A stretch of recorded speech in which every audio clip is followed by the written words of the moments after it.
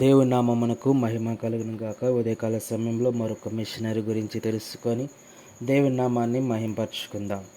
ఆ కమిషనరీ యొక్క పేరు గ్రహం స్టర్ట్ స్టెయిన్స్. ఈయన 1941లో జన్మించినారు ఆస్ట్రేలియాలో.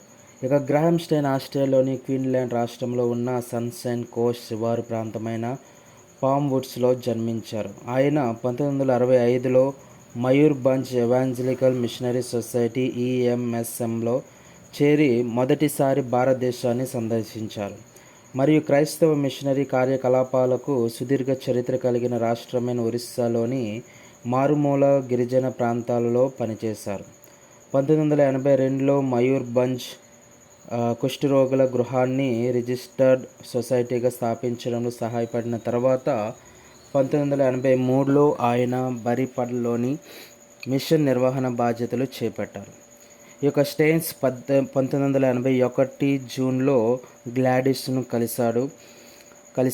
వారు మిషన్ ఫీల్డ్లో కుష్ఠరోగుల సంరక్షణలో కలిసి పనిచేస్తున్నప్పుడు ఆ తర్వాత కొద్ది కాలానికే వారు 1983లో వివాహం చేసుకోవాలని నిర్ణయించుకున్నారు. అతని మరణం వరకు వారు కలిసి పనిచేశారు. వారికి 3 పిల్లలు, 1 కుమార్తె ఎస్తేర్, మరి 2 కుమారులు ఫిలిప్ మరియు తిమోతి. తన పనిలో భాగంగా స్టెయిన్స్ భారతదేశంలోని హోప్ ప్రజల భాషలోకి బైబిల్లోని కొంత భాగాన్ని అనువదించడంలో సహాయం చేయగలిగారు.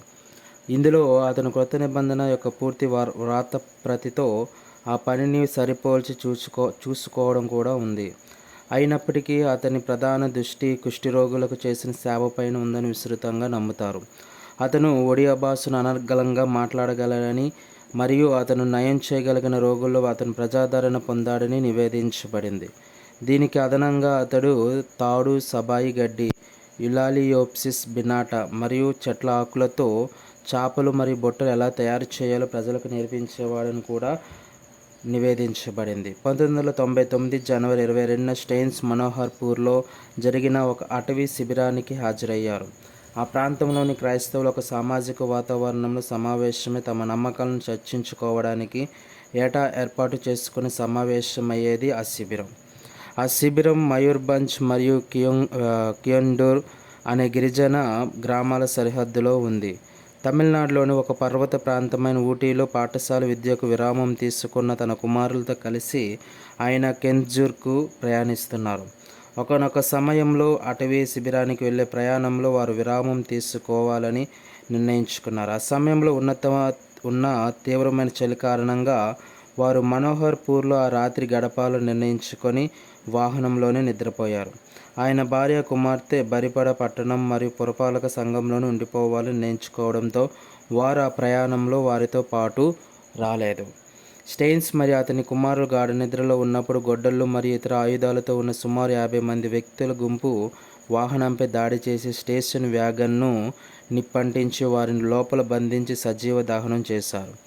ఈ పథకం ప్రకారం జరిగిన హత్యలో ప్రస్తుత బీజేపీ ఎంపీ ప్రతాప్ చంద్ర సారంగి కూడా పాలుపంచుకున్నారని భావిస్తున్నారు. ఎందుకంటే ఆయన ఆ సమయంలో బజరంగ్ దళ్ ఒరిస్సా రాష్ట్ర యూనిట్ చీఫ్గా కూడా ఉన్నారు. స్టెయిన్స్ మరియు అతని కుమారులు మేల్కొని తప్పించుకోవడానికి ప్రయత్నించినట్లు తెలుస్తుంది. కానీ కోపంతో ఉన్న అప్రమత్తమైన గుంపు వారిని అలా చేయకుండా నిరోధించింది. ఆ హత్యలను ఆనాటి మత పౌర నాయకులతో పాటు రాజకీయ నాయకులు, పాత్రికేయులు కూడా తీవ్రంగా ఖండించారు.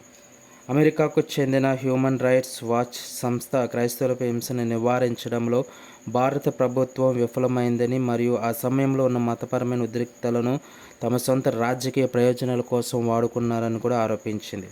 అప్పటి భారత ప్రధాని అటల్ బిహారీ వాజ్పేయి ఘోరమైన దాడిని ఖండించి హంతకులను పట్టుకోవడానికి తక్షణ చర్యలు తీసుకోవాలని పిలుపునిచ్చారు.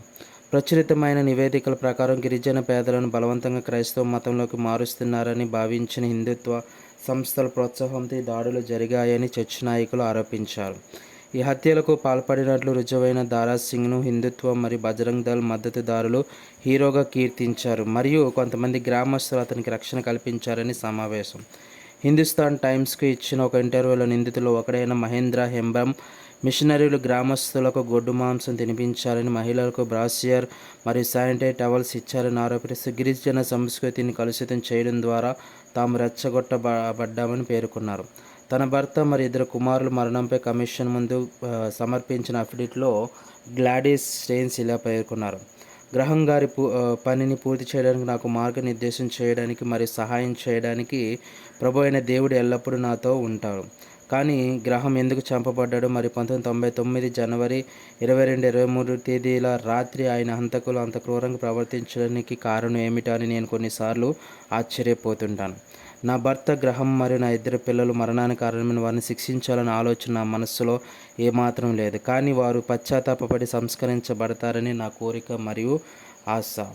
ఈ విషయంలో భారత సుప్రీంకోర్టు ఇచ్చిన ఒక తీర్పు ఏమిటంటే, ఒరిస్సా రాజధాని భువనేశ్వర్లో ఒక విచారణ సెషన్స్ కోర్ట్ స్టెయిన్స్ మరియు అతని 2 కుమారులను హత్య చేసినందుకు గుంపు యొక్క దోషిగా తేలిన సూత్రధారి దారా సింగ్కు ఉరి శిక్ష విధించింది. 2005లో ఒరిస్సా హైకోర్టు ఆ శిక్షను యావజ్జీవ కారాగార శిక్షగా మార్చింది. సుప్రీంకోర్టు 21 జనవరి 2011 హైకోర్టు నిర్ణయాన్ని సమర్థించింది. ఈ విధంగా ఆయన గ్రహాం స్టెయిన్స్ ఆ యొక్క ఆస్ట్రేలియా పుట్టి పెరిగి మన దేశానికి వచ్చి ఒరిస్సా ప్రాంత విశేషమైన సేవ పరిచయం చేసి ఆ యొక్క దేవుని కొరకు హతసాక్షిగా ఆయన 2 పిల్లలు కూడా దేవుని కొరకు హతసాక్షులుగా తీర్చబడ్డారు. ఆమేన్.